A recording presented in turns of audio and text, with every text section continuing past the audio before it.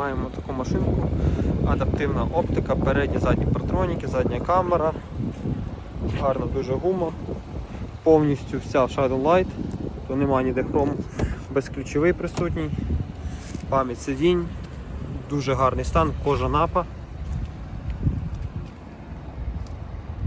Автомобіль має емблем-віз, не фарбована, повністю вся в рідній красці.